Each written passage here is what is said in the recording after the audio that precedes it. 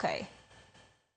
Ayie go jotelo gi ng'eny waseluongo kata nying code kendo wasekoluongo gi wapenjo neko statement ng'ata including jomadongo ma top waseluongo gi makidonje our archives gima watimo waseluongo jogi te magi sign kane wadhi e general election 2022 ne wasign gimiluongo ni roadmap to election without violence, elections bila normal. Bane waketo public meeting KICC in Nairobi. Ma joteloge, jogone chung president, the right honorable Jakoma, Daila Molo Odinga was signed publicly.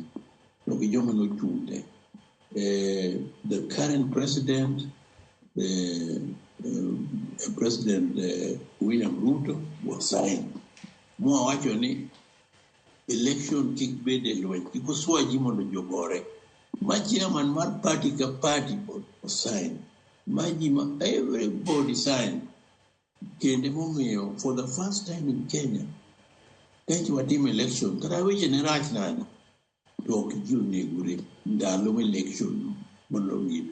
Momiyo waluongo gi makmana ni this idea manitie close mar allow somebody could work conciliation kose yanyo gikata tatiyo marach to ka koyie no nyalo conciliate tiweye kanye ma court osehinyo wagon to wan ing'e ni ok wanyal prosecute ng'ato.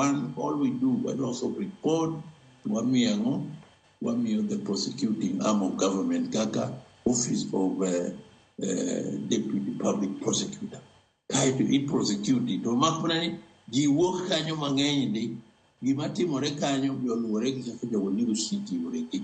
To nevertheless wadwa ni watighten a little bit of it. Ma jotelo gi biro luonga kiwacho no to end up gi ng'at moro mobedo punished. At least there must be one matimbe gi richo moloyo ma chwando nyi ma nyaka nyi donjango in speech ma lweny bedi.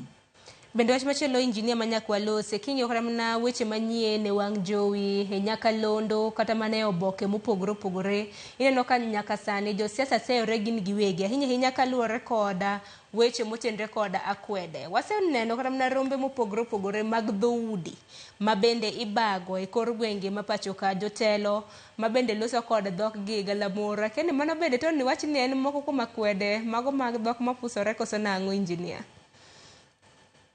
Mano ting'e ni e siasa.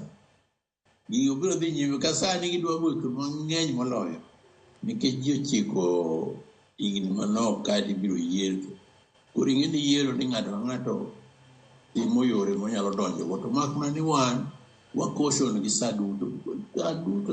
Onge ng'ama weyo. Ikono ni luong'ane timne kama. Luong'ane ting'e ni samoro the process of luongo jotelo gi. Samoro ok dhi haraka ka ji paro to we are doing this thing on time.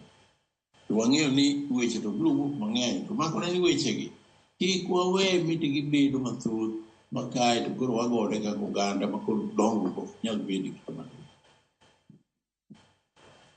Erokamano ahinya. Ng'eni weche ma kamago biro bedo kwa luma chiegni nikech wasebedo kwaneno jotelo ma bende seyore gin giwegi kata kamano